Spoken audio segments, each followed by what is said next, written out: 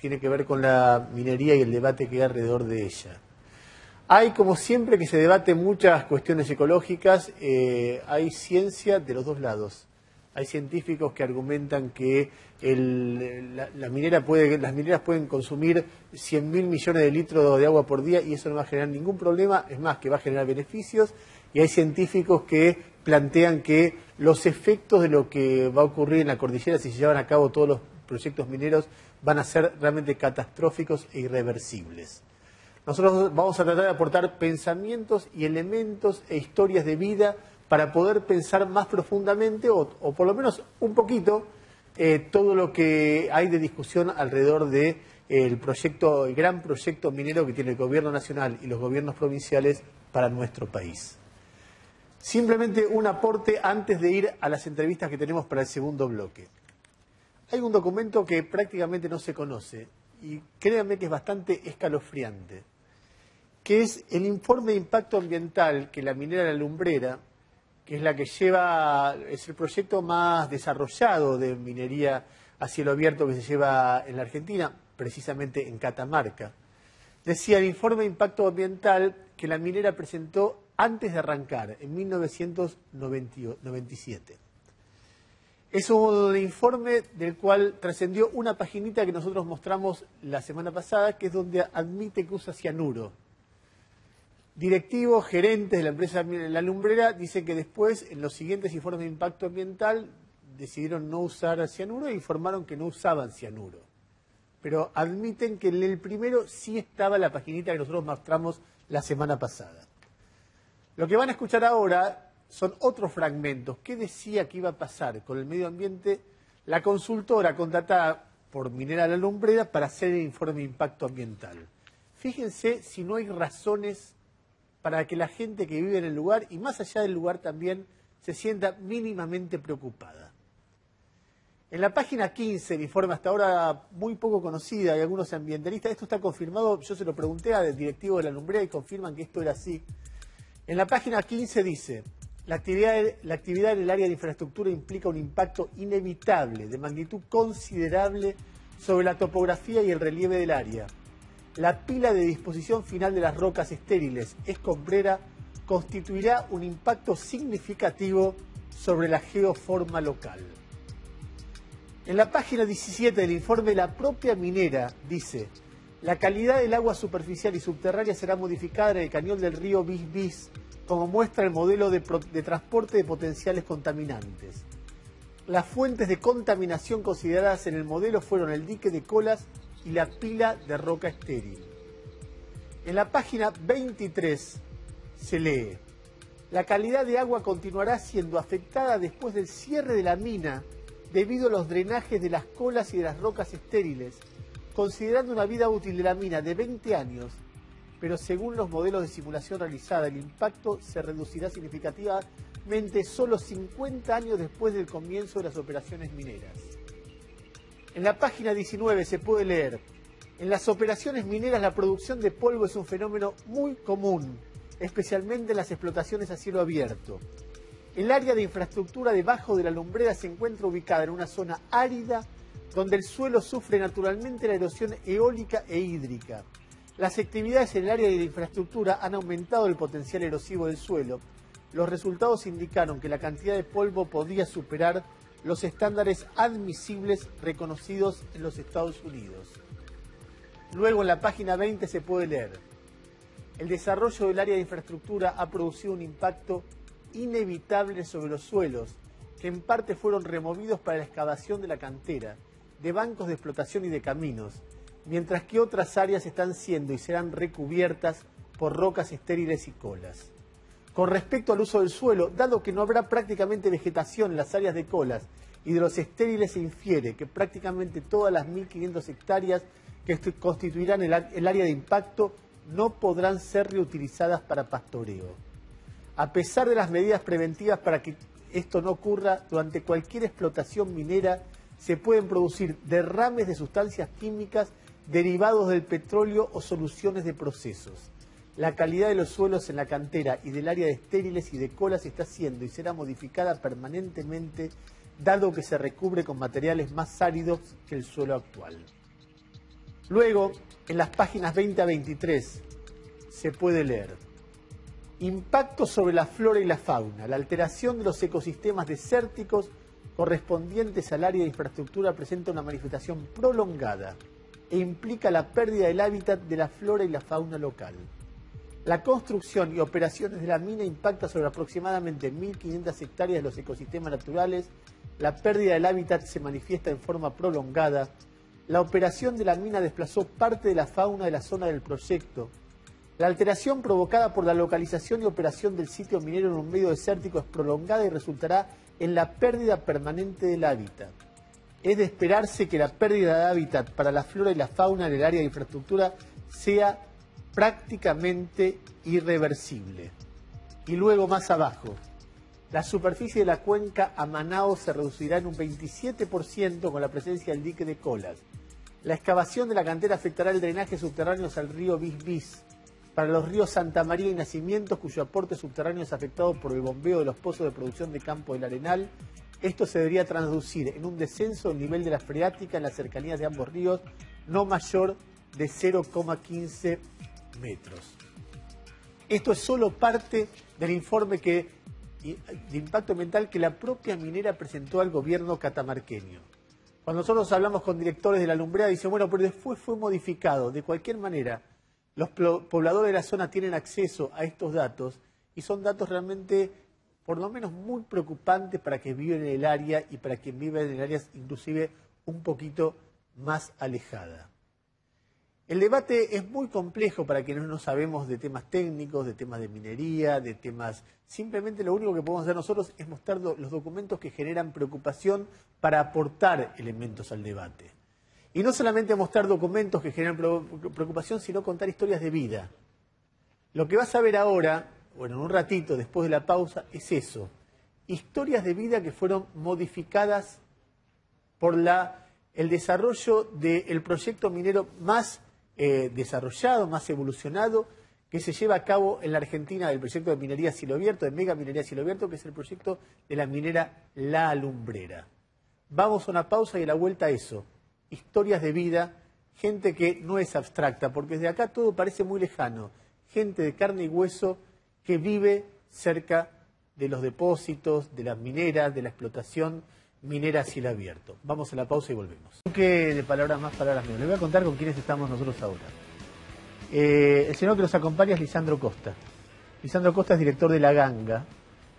Antes de que todos los medios nacionales discutiéramos este tema, Lisandro empezó a trabajar en un documental que es muy estremecedor sobre la minería, los proyectos y la resistencia a los proyectos de mega minería que se estaba desarrollando en la Argentina, no desde ahora, sino desde el 2004.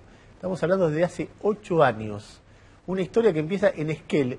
El último episodio es Catamarca, pero bueno, va recorriendo año tras año de una manera que lamentablemente, y esto es responsabilidad de todos nosotros, no tuvo la repercusión en los medios nacionales que merecía haber tenido.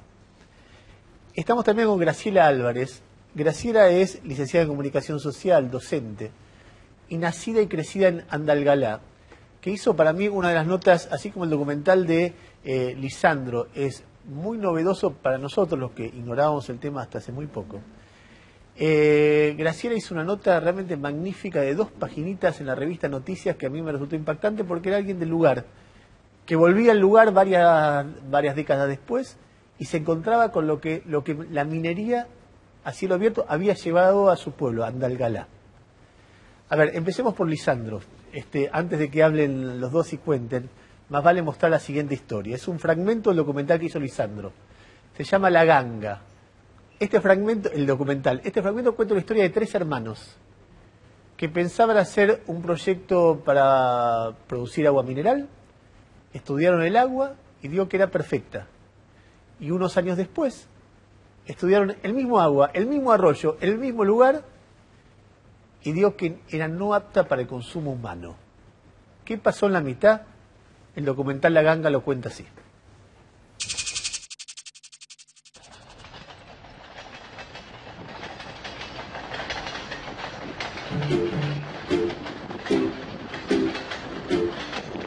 Bueno, le podría comentar, por ejemplo, que el proyecto Bajo de la Lumbrera, que es uno de los grandes emprendimientos mineros que se iniciaron en Argentina, es un proyecto, bueno, ya es una mina obviamente, de cobre y oro. Cobre y oro.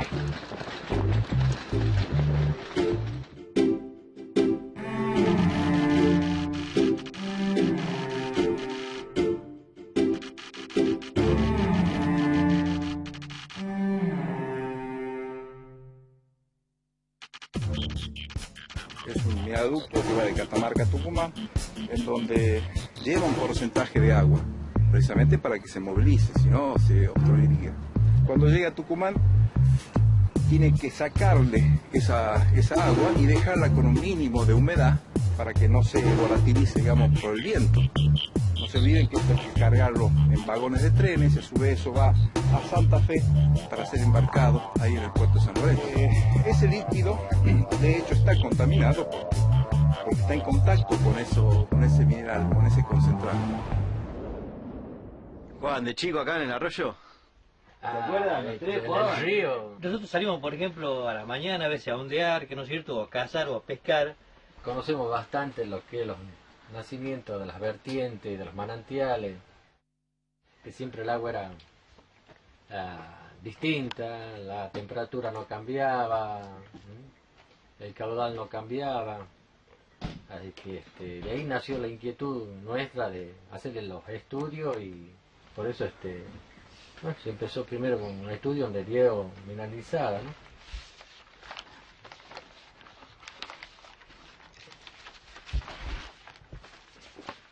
Este es el primer análisis físico-químico que hacemos en el año 90. 89, disculpa, en el 89. Hasta la fecha de saneamiento ambiental. Y en el 90 hicimos este otro estudio, a donde bacteriológicamente, que no es cierto, hablamos ya de un agua mineral, actitud agua mineral. Y en el año 2004 nos hace una propuesta que hagamos una envasadora de agua mineral acá en la zona, ¿no es cierto? Tenemos que hacer un análisis nuevo de los análisis físico-químicos efectuados por la Dirección General de Saneamiento Ambiental en un manantial de agua ubicado en la localidad de Alpachire, surge que la misma no es apta para el consumo humano ya. Directamente no se la puede consumir, ya era veneno esto. Imagínate, salían los análisis que era realmente mineral. Yo he estado prácticamente 3 años consumiendo esa agua, contaminada.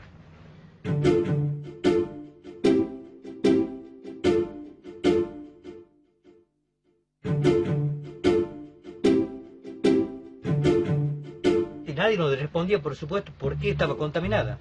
Entonces entre nosotros hemos empezado una investigación que había cambiado para acá, para arriba. Hubo unos derrames acá en el bolsón de Villalola hacia arriba. Y él acá pide de público conocimiento, todo Alpachiri, que existió este derrame. Este derrame nunca ha sido declarado en la Dirección de Minería, así que prácticamente para Tucumán este derrame no existe.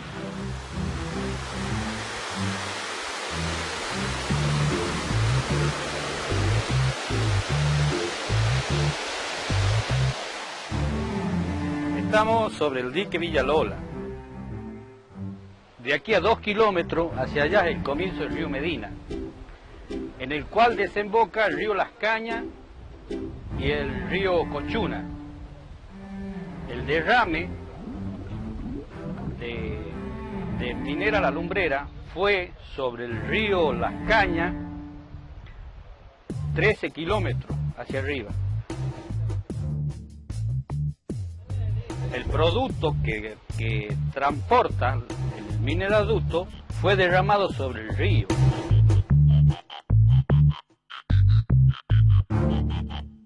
Acá donde estaba acopiado todo el mineral que trae el ducto, ¿no? Que fue del derrame, que fue aquí a 15 kilómetros hacia arriba.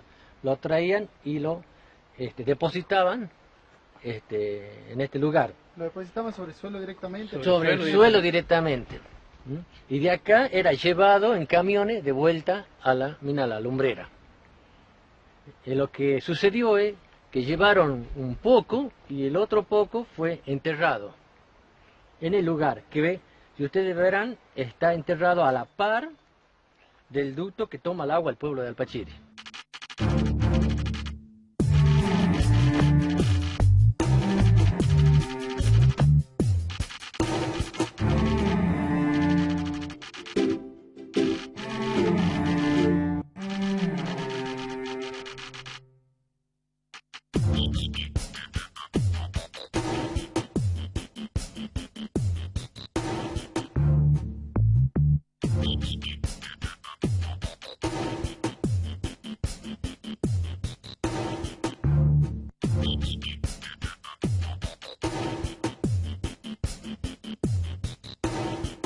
Pasa que uno ya ha quedado con miedo porque ya se rompió varias veces el mineroducto. Es por los ríos que tenemos que son caudalosos en verano. Ya no es confiable el mineroducto. Entonces tener eso es convivir continuamente con miedo que cualquier rato se reviente de vuelta y contamine otra zona más y se va avanzando cada vez más. Muy bien. A ver, Lisandro, yo te decía, mientras veía eso, decía, es aterrador, ¿no? Que de repente hay un análisis oficial y dice todo eso que contiene el agua que no contenía. Sí, es aterrador. También es aterrador que de esas tantas sustancias que hay muy pocas declaradas. ¿Sí? Muy poco de lo que vimos ahí está declarado como exportación de mineral alumbrera. También, yendo al tema económico. Y es aterrador que, bueno, esta agua es consumida, la gente en el pueblo en Alpachiri, los chicos se bañan en las acequias, riegan con esto su producción de limones, está con esta agua y, bueno, y hay incidencias en todo esto. ¿Qué significa incidencias? Significa que, bueno, que se registraron muchos casos durante este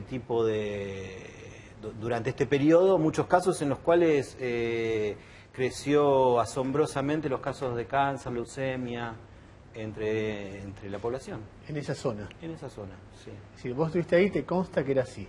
Me consta que era así, en el documental está, en muchos casos, y hay informes oficiales en los hospitales también, ¿eh? No es que lo estoy diciendo yo.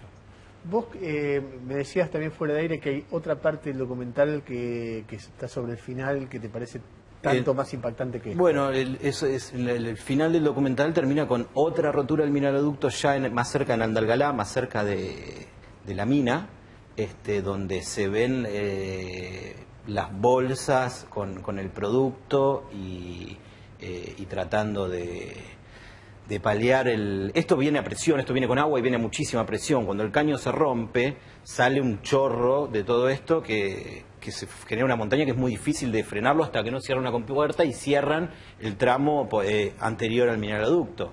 Aparte el mineroducto tampoco está, no sé ahora porque lo iban a cambiar supuestamente, pero como hicimos el documental, tenía que estar enterrado a 8 metros y estaba a 1,8 metros. Entonces, ¿qué pasó ahí en la zona de Algará? En la zona de Algará, otro derrame en el cual, bueno, también muchísimo, cayó todo sobre el río. El mineroducto cruza ríos, cruza tierras, hay muchas roturas que no se saben porque están dentro de tierras privadas, o sea que no se entera la gente. No nos enteramos. Ese es uno de los grandes problemas de las mineras. No se sabe qué hacen. Nunca. ¿Vos empezaste a trabajar en qué año con el documental? Yo empecé a trabajar en el 2004 a raíz del plebiscito que se ganó en Esquel. Decidí viajar a Esquel y empezar una investigación. ¿Pero porque tenías un amigo, alguien te contó, te sensibilizó me enteré por un amigo que estaba viviendo allá, de que el 81% de la gente había votado, había logrado, la gente se había movilizado contra una minera, contra una multinacional.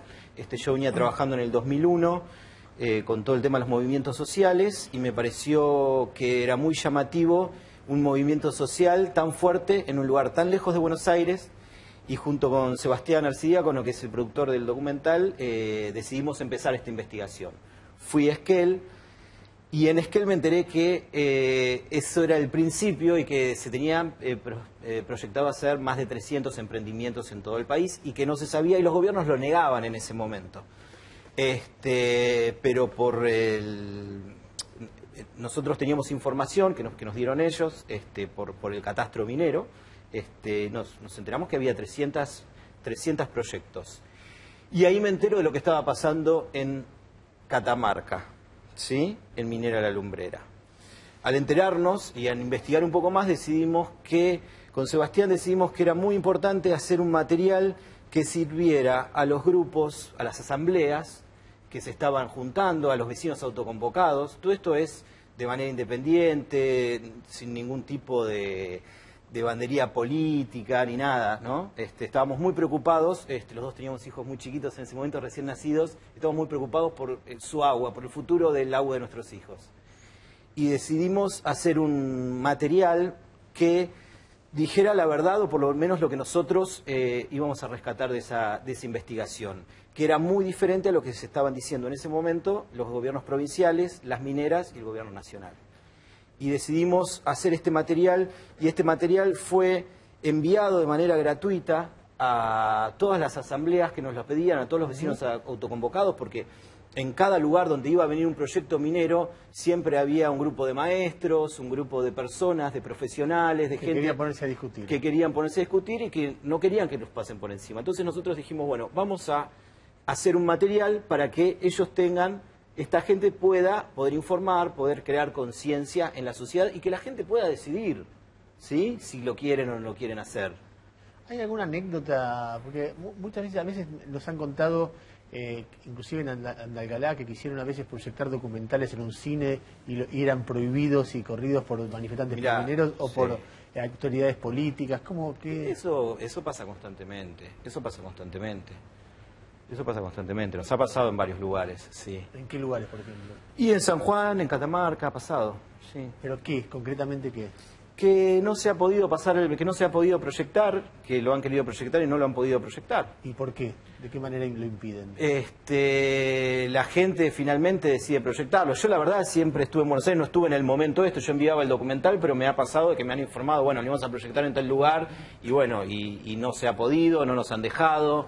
Hay mucha presión con todo esto, la gente, ¿no? Y la gente también, yo creo que mucha gente también depende de los gobiernos provinciales y depende de las mineras también en cuanto a su bienestar económico, ¿sí? O sea, hay mucho apriete por muchos lados. Graciela Álvarez es periodista, pero a diferencia de muchos otros periodistas, no tanto como debería haber ido, pero de muchos otros periodistas que estuvieron en Andalgalá los últimos días, ella es de Andalgalá. Soy de Andalgalá. Y el otro día, es decir, sos catamarqueña. Soy catamarqueña, sí. Hace muchos años que salí de ahí, como todos los que no tenemos trabajo en las provincias, nos tenemos que ir a otro lado. Y yo volví, pero estuve en Andalgalá viviendo desde el año 2002 al 2008, porque fui docente de una escuela terciaria.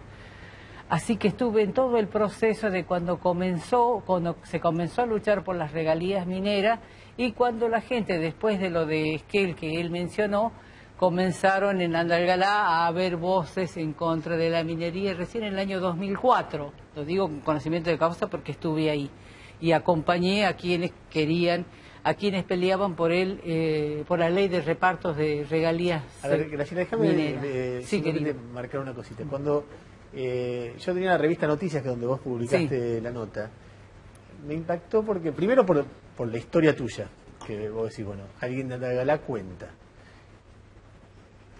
y con conocimiento de familiares, amigos, que algunos son promineros, otros antimineros, etcétera. Pero me impresionó mucho la primera anécdota, que vos contabas que la mayoría de los jóvenes, o muchos jóvenes de Andalgalá se van...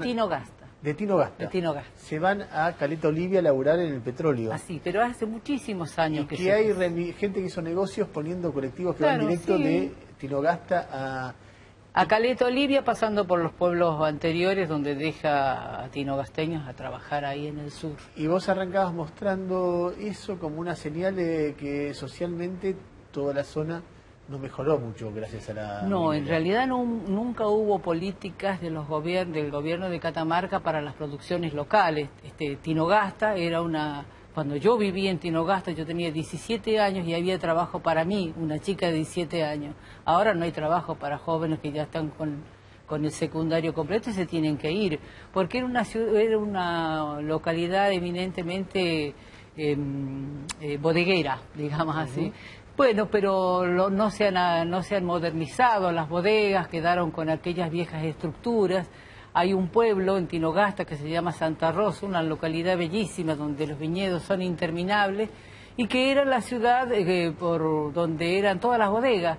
Y yo fui hace poco, volví a Tinogasta después de 44 años y me asombré cómo había retrocedido el pueblo. Ahí no hay minería todavía en Tinogasta, no es el efecto de la minería, y la falta de políticas económicas de los gobiernos para poder fomentar las industrias locales.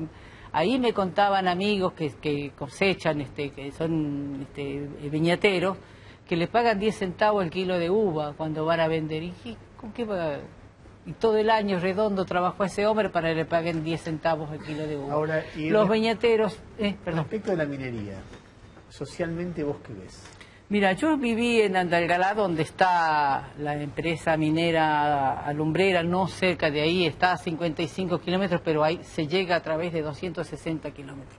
En Andalgalá ahora tomamos agua de la canilla, se toma agua de la canilla. Y a mí me produce mucha tristeza cuando escucho que dicen que en Andalgalá el agua está contaminada, lo dice un cantor por ahí, que se le ocurrió la frase. Y ahí hay muchos productores locales que tienen nueces, que hacen nueces confitadas, que hacen mermeladas, que hacen dulce de membrillo, hay muchos, hay aceite de oliva, hacen aceite de oliva, y todos esos pequeños productores, ¿qué van a hacer con su producción cuando la gente si le siguen diciendo que el agua está contaminada? No es así. En Andalgalá se toma agua de la canilla. Yo antes de hacer la noticia llamé a los supermercadistas porque nos conocemos todos. Allá hay una sola plaza, un solo banco y un solo boliche. Así que ahí nos vemos todos. Para preguntarles si había un incremento en el consumo de agua mineral. No, porque además el agua mineral es cara. La comprará por ahí alguien que tiene hijos chicos o que está en tratamiento. Pero el común de la gente tomamos agua de la canilla. ¿Andalgalá está para vos mejor o peor comparado con antes de la llegada de la lumbrera? No, la verdad es que los pueblos no se han beneficiado en nada. Muy poco. Por falta de, lo mismo, la política, no hubo política minera, por empezar. Eso que dicen, ¿cómo se llama? Hay la minería es política de Estado. Bueno, no se le dio la pata a la sota. No hay tal minería. No le he visto yo que fuera política de Estado, porque para eso hubieran preparado. Mira, él dio el ejemplo de lo de Esquel, ¿no? Cómo la gente ahí discutió antes, cómo se avisó, cómo se informó y pudieron decidir. Bueno, en los pueblos del norte, también la situación económica y cultural y social de Esquel es diferente. En los pueblos del norte a veces, cuando yo llegué a Andalgalá había una terminal de internet. En un locutorio. Entonces todavía estábamos absolutamente desinformados, vivíamos la vida pueblerina, digamos, Internet también ha cambiado todo, convengamos que lo que antes ustedes ignoraban, ahora en 2 minutos lo pueden saber. Vos decías también en la nota que hay una gran división social. Que hay una gran división social. Era una ciudad, un pueblo pacífico, relativamente armónico, y ahora está partido al medio. Y está partido al medio, lamentablemente, porque uno tiene de uno y otro lado. Yo tengo 4 sobrinos que trabajan en la lumbrera, los hijos de mi hermana. Y tampoco quiero que haya contaminación, ahí viven mis hermanos, ahí voy a ir a morirme yo. Ese es mi pueblo y ahí me quiero ir. Así que no quiero que haya contaminación. Y de hecho mis sobrinos que tienen, ya uno hace 12 años que trabaja, el otro 10, 8, los otros 2 están sanos. Ellos trabajan dentro de la mina. Uno de ellos maneja una de esas enormes maquinarias con las que levantan el mineral y debo decir que goza de muy buena salud. Hay la gente que está a favor, o porque tiene familia que trabaja en minería, porque hizo algún pequeño emprendimiento con el que puede negociar con la minería, que es poco, porque las minerías, la minera, las grandes mineras como esta, requieren una producción especial para ellos, que los pueblos de ahí de alrededor no están capacitados para poder proveerlos. ¿Ves? Tampoco, falta de política, porque ¿qué debían haber hecho antes de hacer la minería? Primero la consulta, ¿no? Para avisarle a la gente cuáles son los pros y los contras de un emprendimiento de esa envergadura. Y lo otro era preparar los periodistas. ¿Qué saben de minería? Nada. Ahora, y cuando ¿Qué vos saben decías- los docentes? ¿Qué saben los...? ¿Vos tenés familiares que están en contra también? También tengo familiares que están en contra. ¿Y qué te dicen? Los que están en contra dicen las afirmaciones de todos, que está todo contaminado, bueno... Lo que más a nosotros nos importa, lo que vivimos ahí se está contaminado. Los otros problemas... ¿Y la relación entre unos y otros cómo es? Y se vuelve tirante, sí. Se ha perdido la armonía. Nosotros somos una familia muy grande y cada vez que hacemos un festejo de uno de los hermanos somos 250, 300. Porque nosotros éramos 12 hermanos y con los 12 se proliferaron, así que somos muchos de familia. Y se nota eso en las reuniones familiares. Y es una pena porque ese es nuestro capital. ¿Nosotros qué tenemos? Familia. No somos dueños de las mineras ni nos vamos a quedar con nada de eso. Lisandro, ¿qué ves vos de todo esto? Bueno, hay muchos casos, hay muchas cosas que se pueden decir de esto. Punto número 1. Las nubes de polvo existen, las nubes de polvo que generan, vos imaginate que están haciendo un agujero que mide más o menos como 6 canchas de River Plate en una montaña y eso lo están dinamitando. El primer efecto es el efecto de la dinamita, de que los pájaros, toda la fauna desaparezca porque no pueden estar en ese lugar. El segundo efecto es el efecto de las nubes de polvo que se generan con esto. Hay gente con problemas respiratorios, eso yo lo he visto. El tercer efecto es el problema del agua. En cuanto a los ríos que se van secando, en Belén, si vos sos de ahí, sabés que el río, sabés que no está igual que antes en Belén.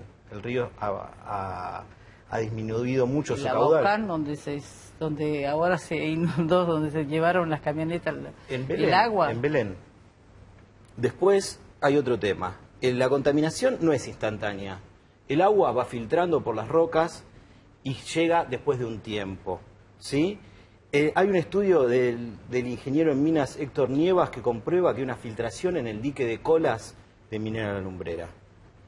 Por eso existen las plantas de retrobombeo que reenvían de vuelta el mineral a la mina. Estas plantas vuelven a chupar eso que está perdiendo ahí, los vuelven a enviar. El gran problema de la minería es qué va a pasar cuando la minera cierre, se vaya y deje 500 hectáreas contaminadas en un balde, en una pileta, ¿sí? De 500 hectáreas por 3 metros de profundidad. ¿Quién se va a hacer cargo de eso? ¿El Estado Nacional? ¿El Estado Provincial? La minera se va a ir, la minera cierra y se va, y deja hasta las maquinarias, porque ni siquiera se las llevan, las tapan con tierra y se van. ¿Quién se va a hacer cargo de todo esto? Graciela, si querés cerrar, tenemos 30 segundos. No, yo no me animo a hacer todas las afirmaciones que él hace. La verdad es que yo lo único que te puedo decir es que lo que vi, lo que vivo, y no me animo a hacer ni afirmaciones de tipo técnica, científica. La minería es una ciencia y tiene respuestas científicas, como vos decías, de uno y otro lado. Entonces, pero yo no tengo ese conocimiento, tampoco podría hacer aseveraciones de tipo económica. Lo que sí te puedo decir que en mi pueblo hace poco llegaron 11 millones de pesos de las regalías. Nada, me dirás, del primero y el segundo trimestre del año pasado. Pero durante 8 años el gobierno de Catamarca se quedó con las regalías mineras. Esa fue la primera falla, porque los pueblos no se vieron favorecidos con las regalías. ¿Dónde está la plata de la minería? Durante 8 años nadie del gobierno provincial pudo contestar la palabra. ¿Qué se hizo esa plata? No sé. Gracias a los dos por haber venido. Por nada.